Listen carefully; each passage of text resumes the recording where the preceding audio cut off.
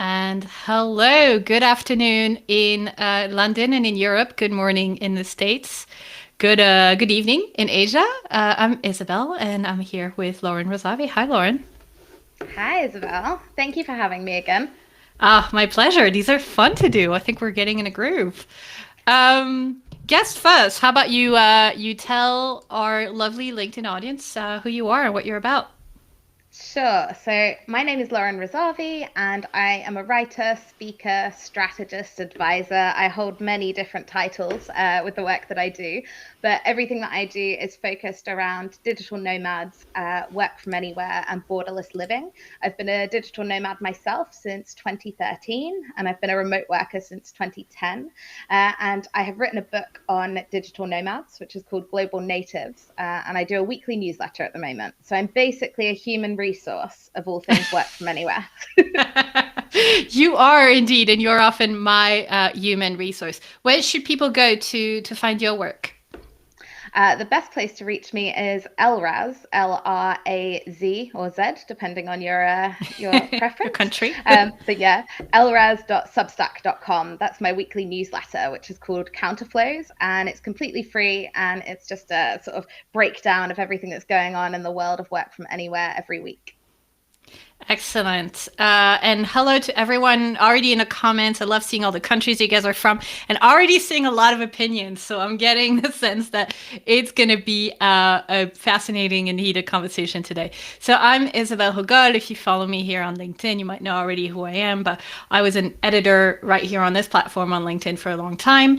And I'm now the founder and host of Borderline, which is a podcast newsletter community for global citizens. And you can check it out at borderlinepod.com. Sign up for the newsletter because it's coming out tomorrow with a brand new season of the podcast. But what we are here for today is to talk about working from anywhere and pay and compensation, which usually gets people really, really wild up. So I'm going to try to keep up with the comments. I'm already showing some on the screen as much as possible. But so the idea and the context behind this is we've seen several tech companies sort of announce that sure they would let their employees work from home, continue to work from home and not have to return to the office sort of post pandemic, but that they might have to take a pay cut in exchange for that. And people were really outraged at that, and I completely understand why. Mean capitalists trying to take money away from the workers, and duh, like sort of, that's the story of the last, 40 to 400 years, really. But there's something else going on here that I wasn't seeing in the conversation about why these companies are making this decision, and so I wasn't seeing that in the discourse out there. And I think if you want to change something, you should understand it first. So I wrote an essay about it, which got me a lot of angry comments. But I know you read it, Lauren. So what was your reaction? And I know you shared it with your audience at Counterflows too, and it was quite popular over there as well. Yeah, if you don't mind, Isabel, I think before we sort of dive into the meat of this session, Right. I think it's worth just saying that it's really hard to do this kind of work as an independent creator and to try and add to the sort of general media narratives that are out there. I've seen so many people kind of put something out there and really anger people, I think in the way this essay did a little bit. But I actually think it's really, really important to kind of put ideas out there and then to actually, I guess, debate them, which is a little bit what we're going to do here today. But I just think for everybody listening, it's an important kind of bit of the context to set this up is like we are sort of speaking from our own experience and from really, really intensive kind of research and critical thinking in these areas.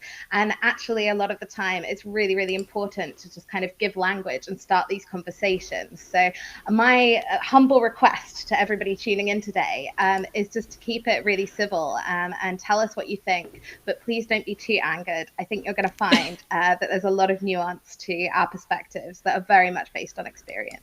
So that's my little caveat to kind of I start love off the it. I love session. it. Thank you. No, thanks for saying that. And by the way, when I wrote this stuff, like I feel like people who follow me on the newsletter understand this, but when it goes to a broader audience of people who don't know you, they don't have that extra context, which is I'm not necessarily kind of describing something as I think it should be.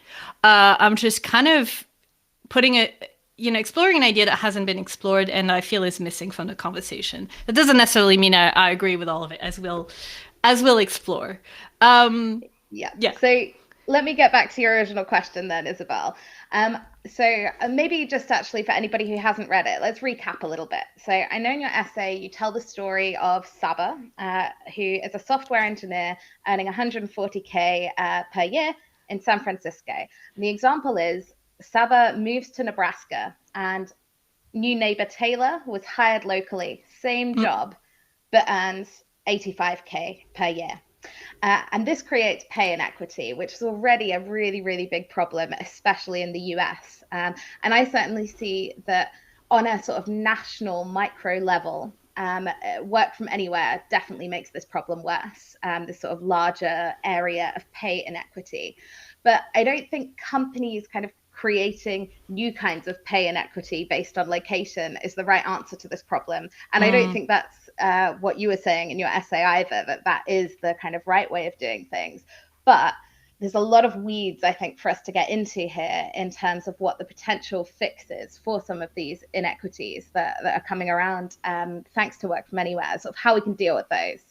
So I think that this idea of kind of equalizing pay from an HR manager's perspective, it sort of works. As in, I can see the incentives there for HR managers to look to essentially simplify what they're doing and make sure that they are not kind of creating two people living on the same street, working for the same company, earning drastically different pay rates.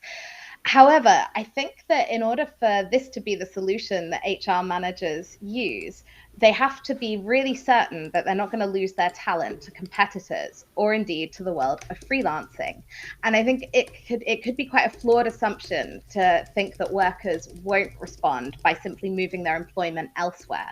I know that one of the examples that you gave specifically in the essay, Isabel, was Google, sort of Google considering sort of equalizing, standardizing pay, giving sort of pay cuts in areas. If you're moving from San Francisco to a smaller community, sort of doing a pay cut there.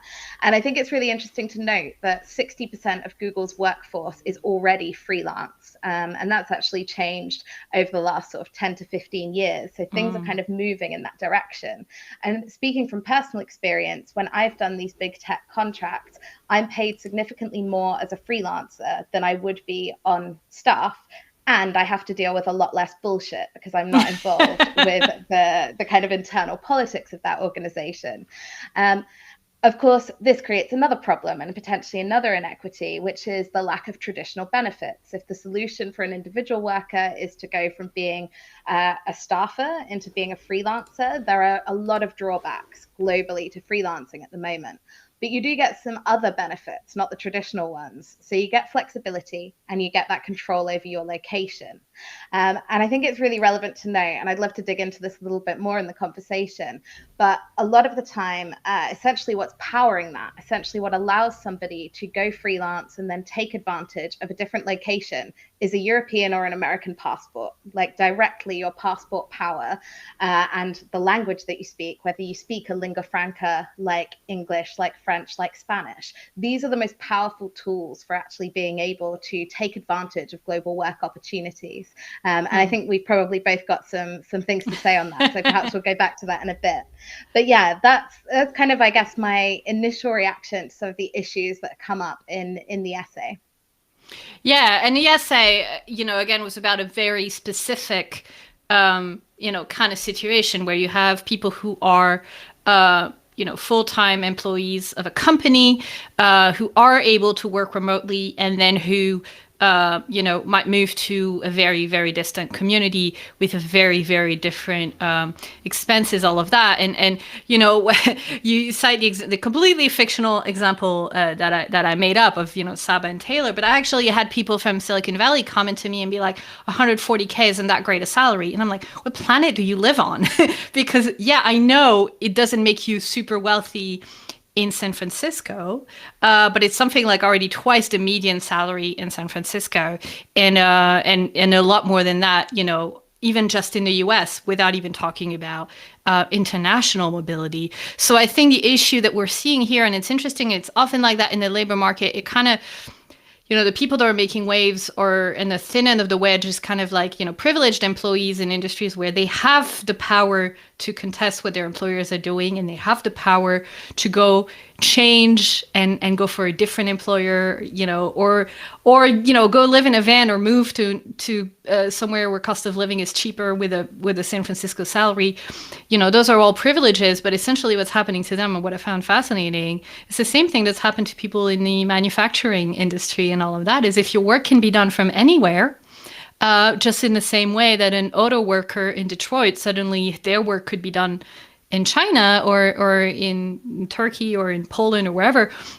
Suddenly it's like it's the same issue of, competition and global capitalism. Now, obviously, workers are not, immediately and easily interchangeable. And there might even be some companies who actually care about their people and don't want to do that. But it felt like that's kind of what we're opening the door to. Eventually, if we're so insistent that we can work from anywhere, people might start insisting that, anyone can do our jobs, right? Totally. And, I think by kind of localizing rather than equalizing pay, there is this big incentive for companies to outsource to cheaper locations, which is something that has happened in manufacturing and other sectors pretty much since the 1950s. And this really exacerbates the existing inequalities of the global economy and keeps people in emerging economies earning less and with fewer opportunities and rights. And I think we really should be taking this lens of value and talent and contribution to the company, as opposed to companies kind of having such a say over how people live their lives. I think on one of the previous lives that we did, we talked quite a lot about remote really just being the first step in this movement. The next is flexibility. And actually, it's like once you uncouple work and location, you have so many more freedoms, so many more privileges in terms of making decisions about your own life. And I think that what we need to do is kind of bake the right values into that. Like as this kind of change happens globally, I think we should be looking at the kind of global equality or equity that's involved in the situation. And so, I mean, I guess that means broadening out a little bit. So actually, if we add somebody else into the mix, our example of a software engineer moving from San Francisco to Nebraska, how about somebody in Delhi? Let's call her Avantika.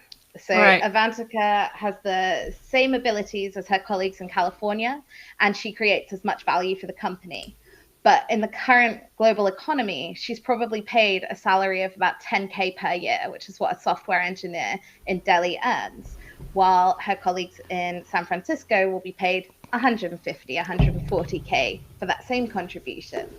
And I think what's really interesting here is that Avantika has no global mobility. She's completely sort of her opportunities, her flexibility still comes down to her HR manager. If she requests a transfer to a higher pay part of the world, wants to live somewhere else, that's going to cost them money and involve a lot of bureaucracy. So she could become stuck in Delhi, a victim of the passport that she was born with in a global economy that still values those born in one part of the world over the other. And I think that this is like the biggest issue that your essay brought out for me, is that, yeah, you're right that, HR managers have to kind of deal, or any kind of managers really, anybody involved with the kind of business administration aspects, do have to look at the realities and what's going to be lowest lift, what's going to be easiest. But actually on the individual level, I think what we need to be pushing for is for people all over the world to be able to access work and to be able to participate in the global economy at fair pay, which doesn't sound very revolutionary, but my God, compared to where we are at the moment, it is. Yeah. Yeah. Well, what's interesting and what you're saying and what I'm seeing in the comments too is, by the way, we're getting tons of great comments and I'm putting them up on the screen. So if you're listening to this later on the podcast, come and check out the video, check out the comment threads. But if you have questions, do put them in a comment and I'll read them and we'll try and answer them.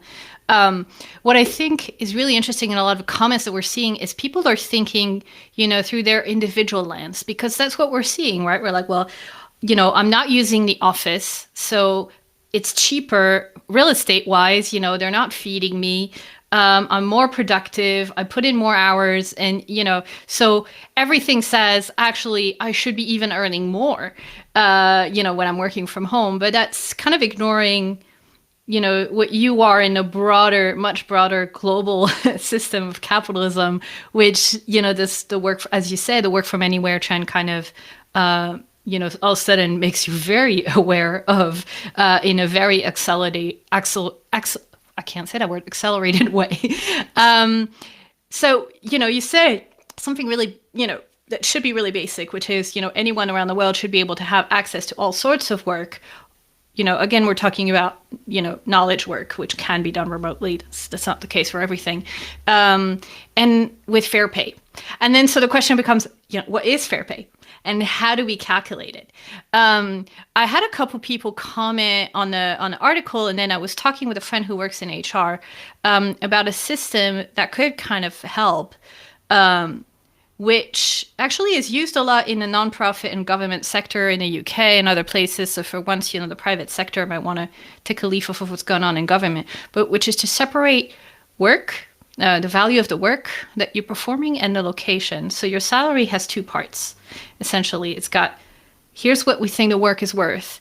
And then we'll add a location rider. So if you happen to be in London rather than in Leeds, you're going to have a different kind of a different sum tacked onto your pay. And by the way, there is a remote work from home rider as well to cover those costs, which is going to be different. And my friend in HR was like, yeah, it's fascinating because people, now that they're coming, they want to do work from home, and they want to, come into the office, once a week, and they want both at full 100%. Because of course we all want more compensation when we can.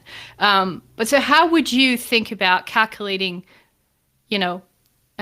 something that is fair compensation, knowing that you're not going to have, are we talking about absolute numbers, or are we talking about the standard of living? Because, if you get a San Francisco salary in Delhi, like, you're golden, right? So, yeah, how does that work? Yeah, How do you think? I guess what it brings up for me really front of mind is actually pay transparency, which Yes. I think rather than it kind of being some calculation done in a back room at a company by the HR department to determine like the value of a role, the value of talent, I really think that it should be about just it being very, very easy to find the information about what a job pays. At the moment, what it pays in different areas, but I think there's a real opportunity for that information to just be made available, and that will start the discussions, the conversations needed for actually there to be really broad uplift across a lot of different industries. Because I mean, I've been in the world of media, I've been in the world of tech, I've been a woman in tech. Like there's a lot of information that's not available to you, which, I also come from an immigrant working class background, so it's not in my nature to ask for, a ridiculous amount of money for something, just because I come from a context in which, nobody I knew growing up, none of my family were even in kind of knowledge work at all. So I do think that just having access to that information transparently would make a really big difference, and would actually begin to give us the tools that we need to be able to answer these questions. If I can return just for a moment, because I think there's a really interesting point to make here, to my example of Avantika in Delhi. I think in the situation where you are, an Indian worker earning $10,000 a year versus you could be a San Francisco worker earning $150,000 a year, Avantika would be better off going freelance if her HR manager won't give her what she wants, because she can earn more working for US clients, and then is also in control of where she locates, which may or may not be San Francisco. There's perhaps another conversation to have about sort of old power capitals and Yes. the sort of brain drain that's going on. But freelancing has been on the rise globally for more than a decade. And now in response to COVID, we're seeing a slew of new startups popping up to sort of smooth the transition to global contract hiring. So for companies, essentially what's on offer is if you need talent, we will find you talent anywhere in the world. And instead of you having to set up a local entity there to employ this person or sort of do all of this paperwork, we're going to be the intermediary, and we're going to give you completely compliant, like, freelance contracts, make sure that you are fulfilling all of your local obligations in terms of how employment works in that context. And so for you as a company, you're just going to pay the fee for us and for that worker at the end of the month. So I think this is really interesting because it feels very much to me like a new economy is forming around how to connect skills, people with skills, I should say. Let's not lose sight of the fact we're talking about people, Lauren. But, connecting people and their skills with the companies that need them. And that's a pretty big incentive. The fact that that as an industry is emerging right now is a pretty big incentive for US big tech, and then the rest of the world, as these things tend to go, to actually move in that direction of considering freelancers as a response to work from anywhere. So I just think this is an interesting kind of area to poke at the moment, because if we look at, we've sort of looked a bit so far at company incentives, but I think for me, the bit that's really, really interesting is individual incentives. So how does a person on the receiving end of all of these changes that have happened in the workplace over the past 2 years now, how are they going to respond? What options do they have? And I think that's just a really interesting way to kind of look at this. And I imagine there are a lot of HR managers and companies out there that are also having to think this through in that way as well, because things have become much less predictable, I think, in this accelerated future of work. I think the issue I see there, and I'm right there with you. I've gone self-employed the past couple of years, and there is an incredible, freedom and power that comes from that. But I also spent part of my morning fighting with a client who hadn't paid an invoice, and there's just a reality. There's two things that I think it brings up for me. One is that a lot of people don't have the flexibility, the income security to be able to even go freelance. And you're thinking, especially for maybe a lot of people who either grew up in poverty or are from emerging countries, and getting that. Which, by the way, are way more self-employed and way more entrepreneurial than anything that we know in the West. But also, the idea of having a steady full-time employed job, is a sense of security. It's not the security that it was, a few decades ago. But fundamentally, we have, and again, here I'm more familiar with the way things work in Europe and the US, but we have systems that completely condition your benefits, your protection as an individual, as a human, to your status as a corporation's employee. And I actually think that's really problematic, and that's something that we need to change. But we need to change it before we change work, or simultaneously, but ideally before, because otherwise a lot of people are going to be left by the wayside. But as long as your health care, your pension, your childcare, your any kind of protection from any kind of accidents in life is conditioned by you being attached to a corporation, that makes it impossible for so many people to go freelance, right? Totally. I think social safety nets are going to be a really, really big topic in the 2020s. And the EU, amongst other institutions, is doing quite a lot of work on sort of envisioning the future social safety net, and how it kind of interacts with what we have at the moment, how it needs to change. I think we've talked about this before as well. I don't know if it was in public, but I have to say that I really question the concept of income security in traditional work, in a salaried position, because I think that we have these different sort of perspectives on what is security, and it can come down to the individual in a really big way of like what makes you feel secure. But I also think that I'm very immersed in the world of the media. A lot of my friends, a lot of my former colleagues are still in that media world, and you see the redundancies all the time. You see how insecure salaried work can be in certain industries. So I do want to just question whether a salaried role is by default more income secure than freelancing. I think it all That's comes down to skills, like as in, do you understand the value of your skills? Are you developing skills that are valuable enough to give you security that you can earn the money that you need, as opposed to that you have to work 40 hours a week for one company to get this consistent amount of money every month. But that's just a slight aside. I do want to get a little bit that's back where to you the that's where you see that I'm French, because that's not the world that I grew up in. And salaried work is a pretty safe proposition in some countries, France certainly being one. Absolutely. And there is so much nuance globally. I do want to say that really clearly, because context is everything.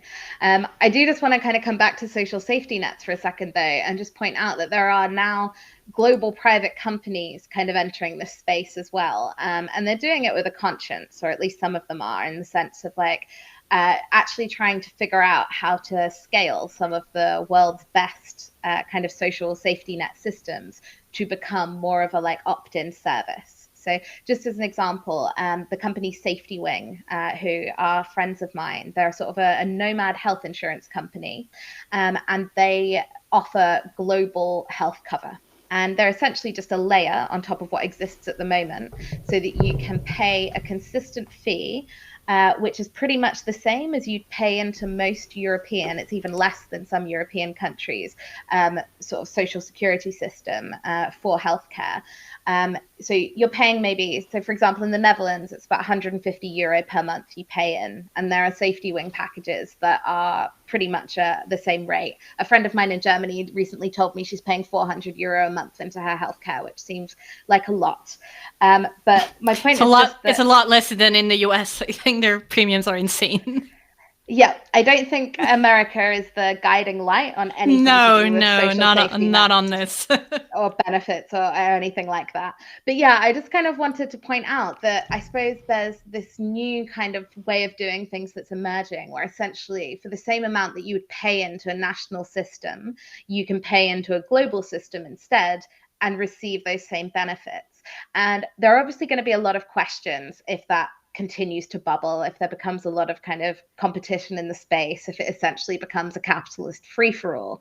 But I'm hopeful that actually some of these systems are going to be more seamless and efficient and give freelancers, but indeed anyone, you know, anybody who wants to kind of be more in control of their own destiny, to give them the ability to look outside of a traditional nation state and a traditional employer for what they need to live a happy, fulfilled life.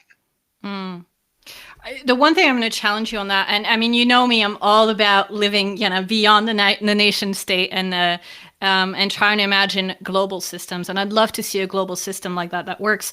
I think the issue with a lot of these things that are sort of targeted at, digital nomads, at internationally mobile workers, and all of that is you're talking to specific, young, relatively young, active, healthy population. And when you're building safety net system, you have to essentially, people like you and I pay for people who are elderly, pay for people who are disabled, people who are, in any kind of need, right? And so, and then the math becomes a lot different, right? Because ensuring a bunch of young, active, mobile people is very different from, a global system that would cover an entire human population and all its. I mean, so I understand it's just a beginning, right? And it might be a great system.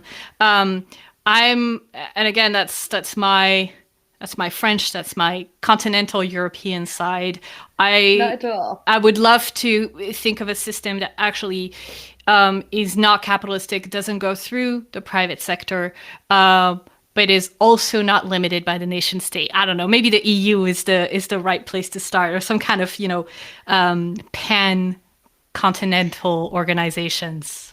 Totally. I think it's completely essential. Like the internet generation needs to build new global institutions, essentially. And I just come back to you on one point, because I don't want to dwell too long on this one. And that's just, I do agree with you. It's a much bigger challenge to serve the whole world than it is to serve a small minority of early adopters, which is what a lot of these kind of nomad companies have done so far. However, I would love to see a calculation on the cost savings possible simply by doing digital transformation to existing nation state systems. Because I suspect at the moment there is a huge amount of money. I mean, if you look at the UK's botched IT bills at the end of every year for botched IT projects, you kind of begin to understand that we are all paying quite a lot into these systems, but actually they are just not functioning very well. They need like a software update for the 21st century because they're very much stuck in the 20th century. Some countries, of course, are much better than others, but a lot of countries, even countries that are supposedly like globally leading, or perhaps just used to be, like the UK and the US, really aren't very good at making the new kind of services, the new institutions that we need, that everybody needs, via the means that they have. So as much as I agree with you that it can be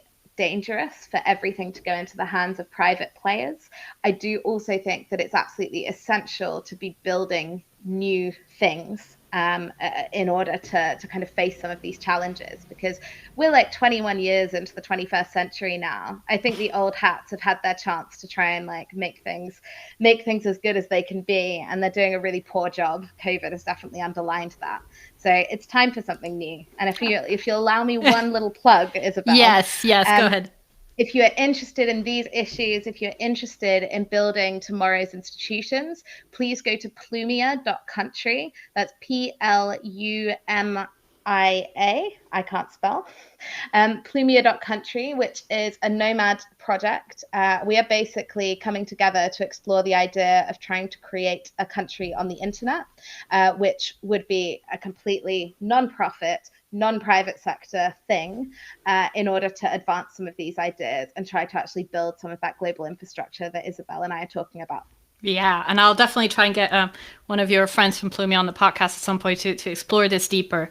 There was something that David Costa said earlier in the thread that I made a note of, and Melissa Best is just chiming in on as well, and Donovan, which is really interesting to me, which is the impact on these lower cost communities when they suddenly become attractive to a lot of these mobile, highly paid people.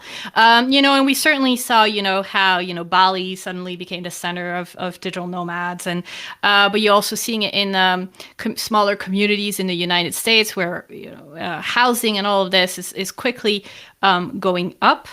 And for me, it just kind of brings up the idea of we've been talking a lot, and I think it's important in the past few years about kind of building a life that resembles you and that works for you and your values. I think we've talked less about what is our responsibility to the communities that we suddenly kind of launch ourselves into, and especially if we're going to be sort of going in and leaving quickly. And so as you know, I'm someone who's moved around a lot, and I very much encourage that. But I'm also thinking about, how we connect to place and how we connect community, and what is our responsibility there as someone who's just, dropping in. And if you allow me a plug, this is, by the way, a topic that I've explored deeply with my first guest of the season on the podcast, who's Felix Marquardt, and that's coming out tomorrow. So make sure to sign up for the newsletter so you get that episode, because we're going to dig into that. But I wonder if that's something that you've been thinking about, since I know you're in London right now, which is where you're from, but you're often in Amsterdam and then Korea, I think, at some point soon, or you move around a lot. Yeah, totally. So I suppose the first thing that I want to say about this topic is that I truly believe like the future of innovation, the future of like fulfilling human life is distributed. So I think that we are going to see people kind of moving from these big kind of cities like San Francisco, New York, London, and going to different areas. And there are two ways that happens. One is a permanent relocation from A to B, and the other is that people are more like me, are digital nomads, and they will spend maybe a few months, maybe a year or more in one location and then kind of move on to others. I think this, what you're kind of referring to, Isabel, I tend to think about as like the good citizen question. And I think that there is a huge responsibility to anybody who's spending time in a community to make sure that they are not having a negative impact on that community. And to actually achieve that, I mean, there's there's individual motivation, there's individual responsibility, but there's also kind of structural and policy-based stuff that needs to happen in order to essentially make sure that people can efficiently integrate, like they are able to kind of get stuck into the local community, get connected, meet people on the ground. And also that the kind of structures that are in place mean that the local population, the kind of host community, is actually benefiting from the presence of these knowledge workers as well.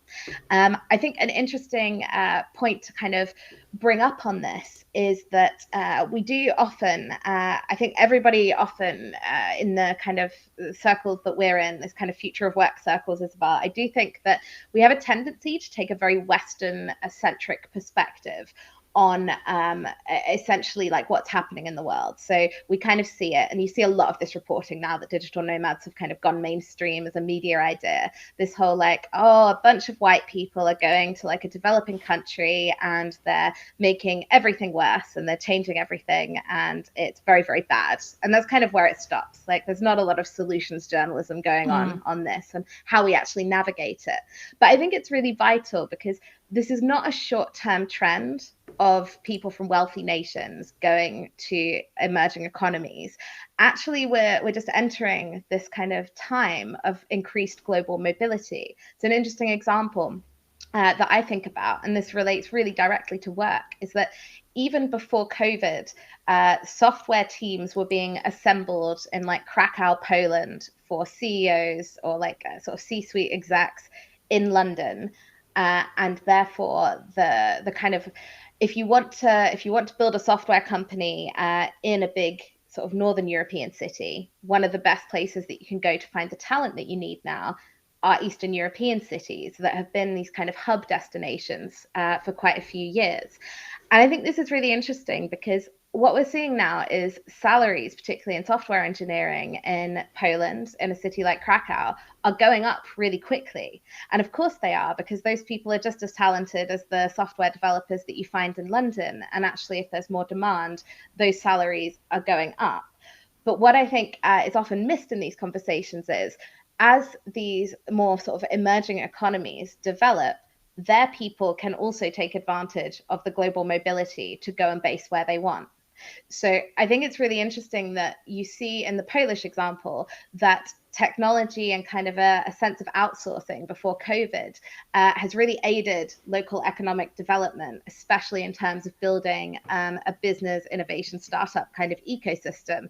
And those places have become digital nomad hotspots as well, because they have a very affordable cost of living. They have fast Wi-Fi, they have like strong kind of scenes.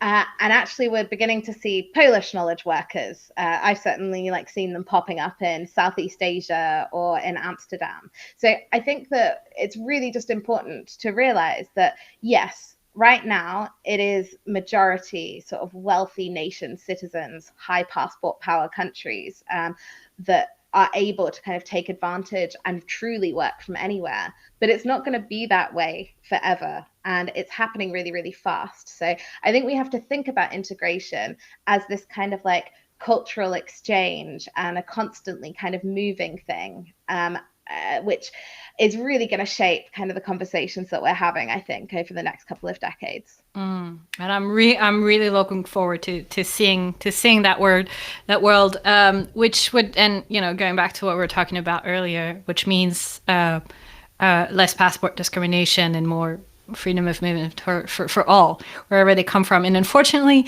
with the pandemic, that's really not been the case in the last couple of years. But that's a whole other life. I realize we've gone well over the half hour, but this has been a fascinating conversation. The comments are like really, really high quality. I love them all. Even people who disagree with me, frankly. But I think that for me, and that's the thing that I'm really fascinated with, and that I will be exploring a lot more in this coming season of the podcast, is that tension between global mobility and connection to place and connection to home, which I think in the past couple of years has just really hit us all in very real ways. Anything else you want to add, Lauren? I mean, I'm happy to keep going forever on this topic. I definitely could keep going forever, but I feel like we should maybe do another one with some. I'm Yeah. gonna take a really quick through the comments afterwards, and maybe we can do a kind of follow-up one and take the conversation in the direction that people are most interested in. But yeah, I think just from me is please come and say hello. I'm at lraz.substack.com. I'm also here on LinkedIn. I'm also on Twitter. Just come and say hello and tell me what your experience of remote work and work from anywhere is, and tell me what you want to kind of explore in this area, because Isabel and I are both doing loads of work on this kind of stuff, and we love to collaborate and hear from people. So yeah, come say hi, and thank you very much for being here. Absolutely.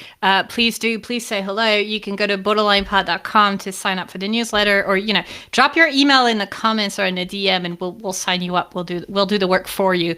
Not a problem. Thank you so much for joining, for your super smart comments. Stay in the comments if you'd like. If you have any questions, tag us, and we'll make sure to also keep interacting as well. All right. Well, we'll see you soon. Thank you so much for joining. Thanks, guys. Bye. Bye, everyone. We're doing this thing where you wave at the end of a Zoom.